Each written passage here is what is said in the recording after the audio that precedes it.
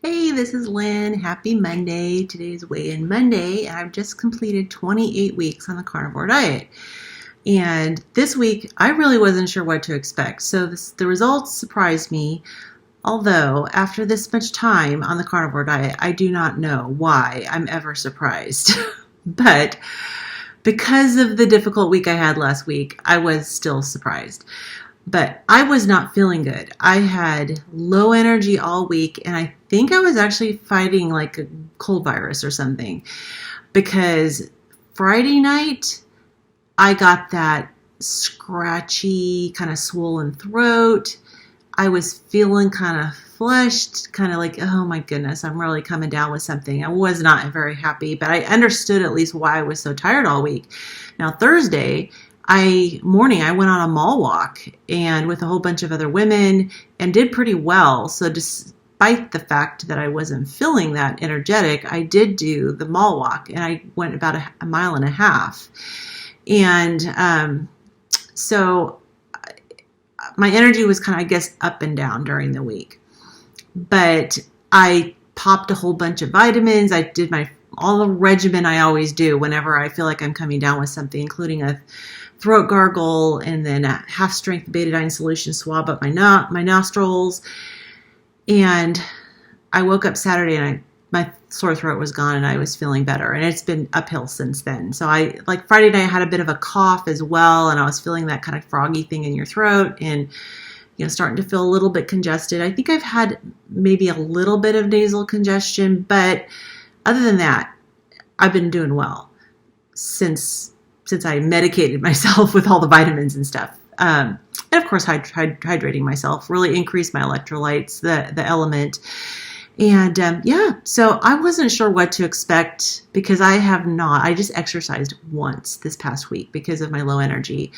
And I tried a couple of different things because I know last week when I was on with my results, I was like not sure if I was going to try to add something back because it's been several weeks now since I've been off the lion diet. I've been adding things back. I added back fish. My gut seemed to do fine with fish. Added back ghee. I am starting to wonder if I can do ghee or not because I put ghee on a steak earlier this week, and the next day my gut was unhappy. So I'm starting to question whether or not I can do ghee. If it's going to be maybe a matter of quantity or if I just shouldn't do it at all. I don't know. I may give it another try and just let my gut settle down. But I also tried something else, which after the ghee thing, I probably shouldn't, but I did have some coffee with some half and half. And I know I've cut out coffee because it can be cross-reactive with gluten. And after my gut results showing gluten antibodies, I figured I'm going to get rid of the coffee, the dairy, and the eggs. Well, I had coffee with a little bit of half and half, and my gut was not happy. So I'm thinking dairy definitely needs to stay out of my diet. I just don't think I can do dairy. I mean, I don't know what's going to happen later, but yeah, dairy is a no-go for me at least for the time being. I did see, I know I may have a naturopathic doctor. He's actually out of state. I see him remotely, and my disability company wanted me to get an in-person visit. So I went to see one of his old colleagues, another naturopathic doctor on Monday. She was not happy with my vitamin D levels. Now, when it comes to vitamin D, it was within the lab range. Now, the lab range starts pretty low, and mine was 39, and the lab range I think starts around 30, 31. She was not happy. She said I want it to be between 60 and 100. And especially here in the Pacific Northwest, we do get more cloud cover, especially this time of the year. I mean, in the summertime, we do have quite a bit of sun, but it's just not the same as when you're closer to the equator. And I tend to have to stay out of the sun if the UV index is too high, because with my mast cell activation syndrome, I can have a mast cell reaction from too much UV exposure. So I have to be really careful. And when I go out into the sun, I have to check the UV index. And if it's moderate to high, then I need to stay out in like either indoors or make sure I'm in the shade, because I just don't want to have a mast cell reaction. So for me, supplementing vitamin D is important. So she's told me to do 50,000 IU once a week and 10,000 IU all the other days of the week. So I started doing that last Monday. I'm going to do another 50,000 IU, and I've been doing the 10 each day. So hopefully vitamin D levels are going to get up to where they should be. I'm sure I'm going to be retested fairly soon. Well, I don't know how much time it takes, honestly, but she wanted me to get a really good, like, mega dose of that vitamin D and get my levels up as quickly as possible, because we are in cold and flu season. And one thing that's interesting that I don't know if I've shared this before, but I do have the mast cell activation syndrome, but I have a other condition called hereditary alpha tryptophanemia. It's kind of related. It's also related to the mast cells, but my mast cells produce extra copies of the tryptase chemical, and it comes with its own symptoms, and it's something that I don't know a whole lot about. In fact, there's hardly anybody that knows anything about it. I did find one doctor who has hereditary alpha tryptophanemia and also is a gastroenterologist, and she's actually quite knowledgeable. And she said that for people with this condition, we tend to have really good, she said, B and T cell immunity, which is your body's ability to remember things you've been exposed to.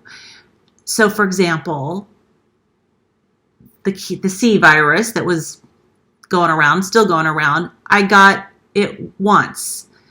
And she basically said because of the hereditary alpha tryptophanemia, my body remembers it really well.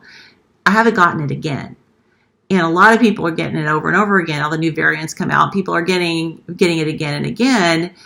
And I have only gotten it once. So I don't know if maybe this little kind of cold that I was dealing with is mild because of the carnivore diet or because of my hereditary alpha tryptophanemia. My body has really good memory if I've been exposed to something before. I have definitely seen that.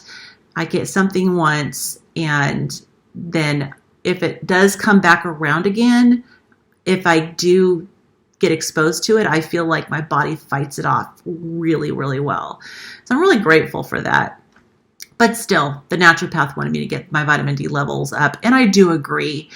I was listening to somebody like a couple of years ago, of course, right in the middle of the pandemic when everybody was, really trying to get as healthy as they can, talking about the vitamin D levels and how vitamin D, like if your levels are low, it's like this person described it like a mosh pit at a concert. Like it's just chaotic. And the vitamin D levels are like an orchestra leader. They're orchestrating your immune system and with the wand and telling everything what to do. I thought that was a really cool analogy, and it really stuck in my head, that the importance of having your vitamin D levels up, because it does orchestrate your immune system, and you don't want your immune system being like a chaotic mosh pit. You want your immune system to be like a beautiful orchestra. So anyways, I'm getting mine up. All right. Let me see. I think that is it. I did expect this week to have either a stall in my weight or a gain in my weight. So let's get to the results, because I'm happy because neither of those happened. So I weighed in this morning at 284.6, which has the scale down 1.6 pounds. I was delightfully surprised. And then my fat-free body weight only went up a little bit, which I'm not surprised. I was hardly moving all week. It went up by 0.4. So if you take the 0.4 of my good tissue gain, muscle and bone, and factor that in, I lost 2 pounds of fat. So that's great. Another 2 pounds of fat loss. I'll take it. My muscle went up by 0.4. Now, I had quite a few weeks where my muscle was going up like a pound at a time, a pound at a time, a pound at a time. Now, the last couple of weeks, that hasn't happened, but it is up 0.4. So I gained almost a half a pound of muscle. And I'm so happy. I gained bone again. It had been a while since I gained bone. I had been hanging out at 7. Now I started my bone at 5.8.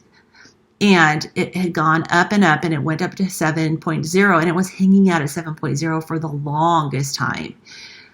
This week, it's now 7.2. So I gained another 0.2 of bone. I'm so excited. So I think I probably lost about 0.2 of water. My water's been fluctuating up and down. But it's great results considering the lack of exercise. Didn't really use my muscles much. I still gained almost a half a pound of muscle. So since the beginning, when I first weighed in the end of May of this year, the scale has me down 55 pounds, which is cool. It's my age. Yay. That's the one thing I want to go up is my scale loss. My metabolic age is still stuck at 62. Who knows when that's going to change.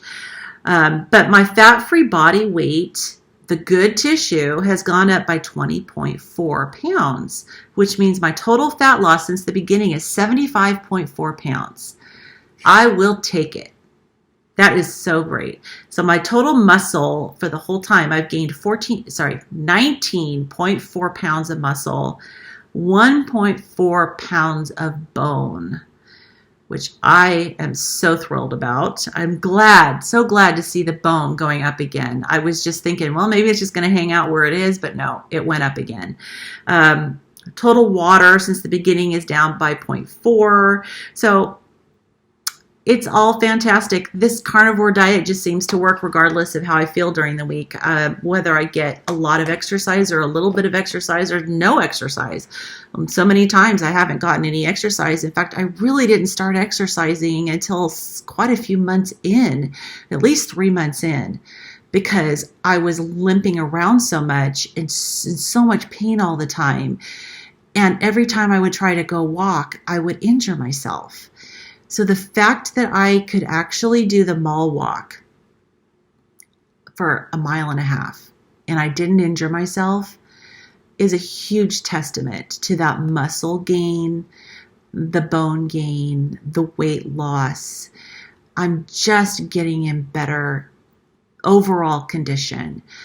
And, when I look at the scale, I'm like, I have at least 100 pounds to go. I mean, ultimately, like my ideal body weight is somewhere around 160 pounds. So that's like 120, almost 125 pounds to go. So I can only imagine I don't know if I'm going to make it there. I'm not stuck to any number. I just figure I'm going to let my body settle where it's going to settle, because I have decades of abuse to my body. And so I don't know where it's going to settle, but I know that I am metabolically healing. My rosacea is looking so much better. I was really tempted to do another rosacea update when I took a shower yesterday morning, because I got out of the shower and my face basically looked like it does now. I have a little bit on my cheeks, but usually I've got a ton of blotches all over my forehead, and it's looking a lot better. So I could not be more happy with that as well. And I've gotten so many comments from people saying I'm looking younger and glowing. And so I'll take it. Thank you so much. I appreciate it. I would love to look younger.